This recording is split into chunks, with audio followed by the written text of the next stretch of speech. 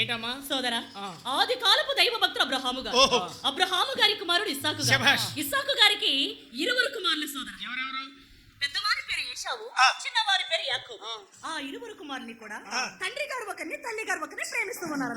అంటే సరివాకరనే? అవును నాయన. అంటే ఎవరినెవరు? పెద్దవాడైనటువంటి ఏశావుని తండ్రి గారు ప్రేమిస్తూ ఉన్నారు, చిన్నవాడైనటువంటి యాకోబుని తల్లి అయిన రిబ్కా ప్రేమిస్తూ ఉన్నది. బావగారు ఏమిటి? పెద్దోడు తండ్రి ప్రేమిస్తాడు, అవును. చిన్నవాడిని తల్లి ప్రేమిస్తుంది.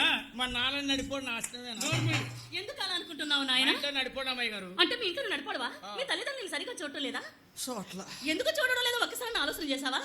అర్థం కావట్లే. అంత దొరకలేదా? నేను చెప్తాను, చెప్పడం. నీ ప్రవర్తన బాగుండు. అది ఏం చేసా? ఏం చేసామంటే మీ తండ్రి గారు ఒక చోటుకు వెళ్ళారంటే ఒక చోటుకు వెళుతూ మీ తల్లిదండ్రుల మాట వినకుండా వాళ్ళకి వ్యతిరేకంగా తిరుగుతున్నావేమో, అందుకే మీ తల్లిదండ్రులు అలా చూస్తూ ఉన్నాను. అంతే మరి, ముసలాడు మాట తల్లిదండ్రులు ముసలి వాళ్ళు వినంటే పుట్టగతులు ఎక్కడ పోతావురా?